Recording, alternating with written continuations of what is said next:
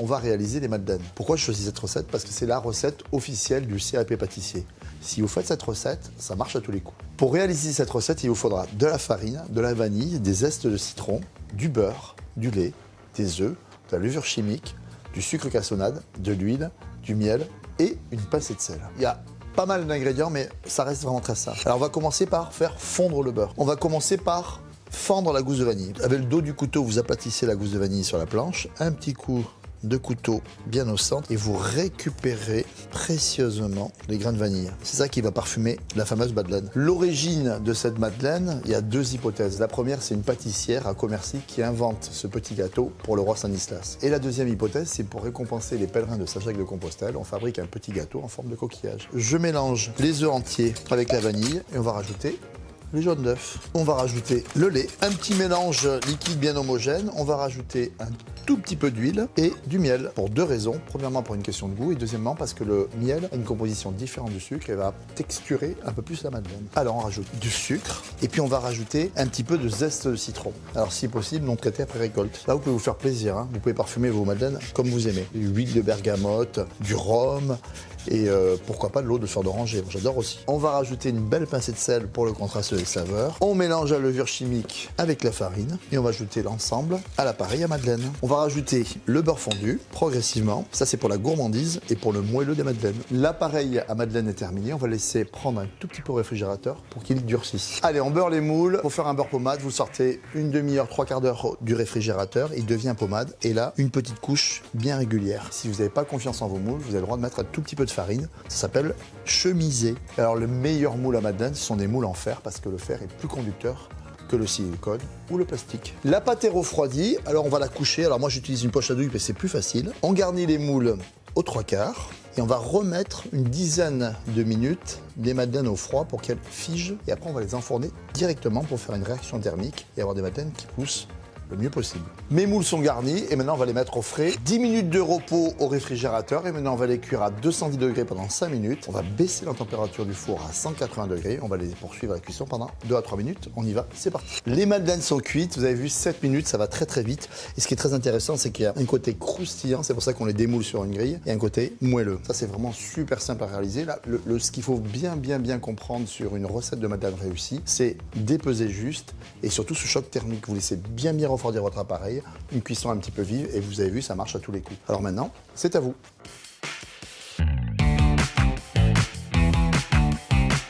On va faire des financiers, vous savez, la vraie recette avec le beurre noisette. Pourquoi j'ai choisi cette recette?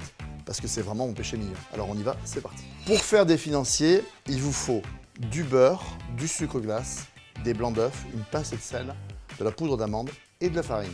On va réaliser le beurre noisette. Alors vous allez voir, c'est très simple. Vous allez mettre le beurre dans une casserole. On va faire fondre le beurre et on va le cuire jusqu'à un stade noisette. Et comme son nom l'indique, ça va apporter un petit goût de noisette à la recette. Le beurre fait du bruit et quand il fera plus de bruit, il sera au stade noisette. Voilà, là il y a presque plus de bruit, le beurre et noisette, on sort du feu. Le beurre noisette est prêt, vous le faites un petit peu refroidir et on va réaliser l'appareil à financier. Alors on va mettre la farine, la poudre d'amande, le sucre glace et on va rajouter une pincée de sel. Là on fait un financier classique à base de poudre d'amande et bien évidemment vous pouvez remplacer la poudre d'amande par de la poudre de noisette, poudre de pistache. Vous pouvez rajouter des vermicelles chocolat, mais nous on reste classique. J'ai mélangé les ingrédients secs, je vais rajouter au centre les blancs d'œufs et je vais rajouter le beurre noisette refroidi.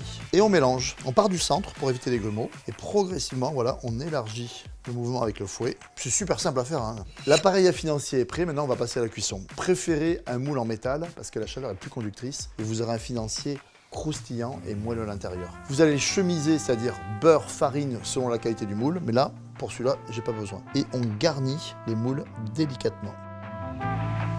Remplissez vos moules à ras-bord, il n'y a pas de risque que ça déborde parce qu'il n'y a pas de levure chimique dans l'appareil. Alors moi j'ai choisi des moules individuels et bien évidemment vous pouvez utiliser des grands moules pour faire des financiers à partager. J'ai préchauffé mon four à 200 degrés et je vais cuire mes financiers 10 à 12 minutes. Alors c'est important de les cuire à forte température pour avoir un financier qui soit croustillant et moelleux à l'intérieur. Les financiers sont cuits, vous les démoulez immédiatement sur une grille afin qu'ils refroidissent et qui reste bien croustillant. Un peu d'histoire, à la fin du 19e siècle, il y a un célèbre pâtissier parisien qui décide de revisiter un gâteau classique monastique qui s'appelle les Visitandines. Ce pâtissier est situé place de la Bourse et ses clients raffolent de son gâteau facile à transporter. Et comme pour la plupart ce sont des gens qui travaillent dans la finance, il l'appelle le financier et c'est pas pour rien qu'il a une forme de lingot. Vous avez vu, le financier, c'est une recette hyper simple à réaliser, mais surtout, ne ratez pas le beurre noisette. Personnellement, je le mange matin, midi et soir, mais au goûter avec un café ou un thé, c'est vraiment trop bon. Alors maintenant, c'est à vous.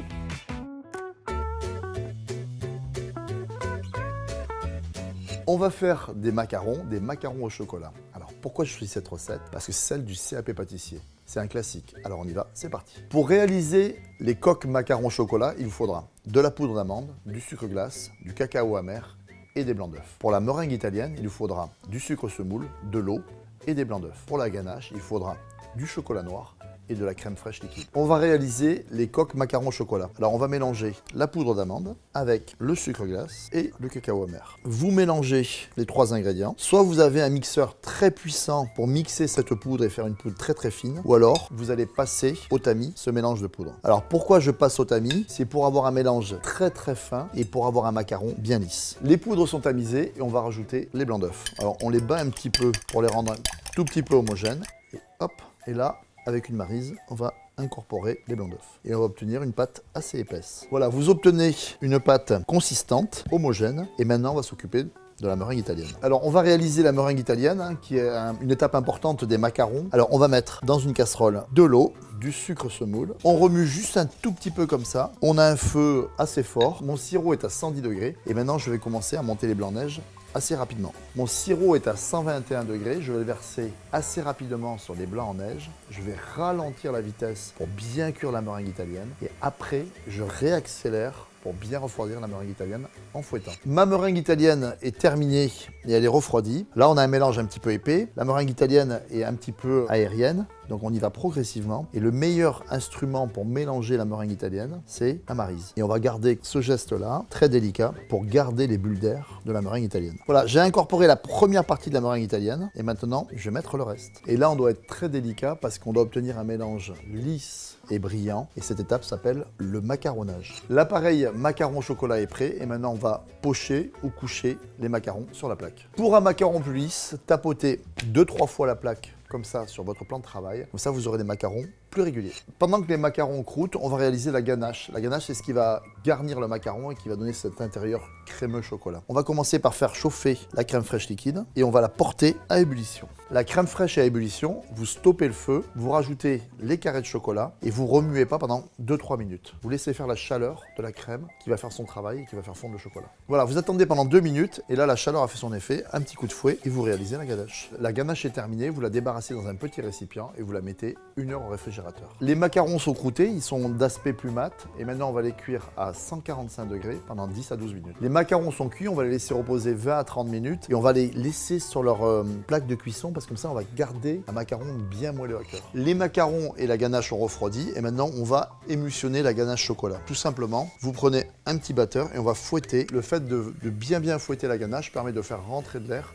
et d'avoir une ganache plus aérienne et le résultat du macaron sera encore plus gourmand. Allez, on va garnir les macarons, on les décolle délicatement avec une spatule. On prend la poche à douille et au centre, juste au centre comme ça, on met une petite noisette. Vous posez le chapeau dessus, vous appuyez un tout petit peu et vous prenez le macaron comme ça et vous vissez comme ça pour bien répartir la ganache. Alors les macarons comme ça, si on veut les consommer de suite, c'est pas très bon. On va attendre 6 à 12 heures minimum dans une boîte hermétique. Ils vont se conserver 48 heures maximum au réfrigérateur.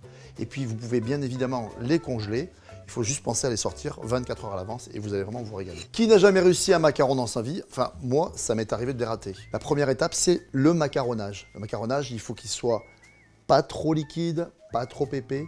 Et là, quand vous allez le coucher, ce sera parfait. Deuxième étape, le croûtage. Laissez au moins 30 minutes. Et enfin, la dernière étape, c'est la cuisson 145 degrés. Et vous laissez 10 à 12 minutes le macaron et vous allez voir, ça marche à tous les coups. Un peu d'histoire, le macaron naît au Moyen-Âge et il nous vient d'Orient. Il passe par l'Italie et c'est Catherine de Médicis, avec son mariage royal, qui le popularise en France. Alors au départ, le macaron, c'est un seul gâteau. Et c'est en 1830 que des pâtissiers parisiens, dont un des descendants de Ladurée, ont l'idée de l'assembler 2 par 2 avec un cœur à l'intérieur. Et ça devient le macaron parisien. Bon, le macaron, vous avez vu, c'est technique à faire, mais c'est pas infaisable. Alors faites-vous plaisir, essayez cette super pâtisserie. Alors maintenant, c'est à vous.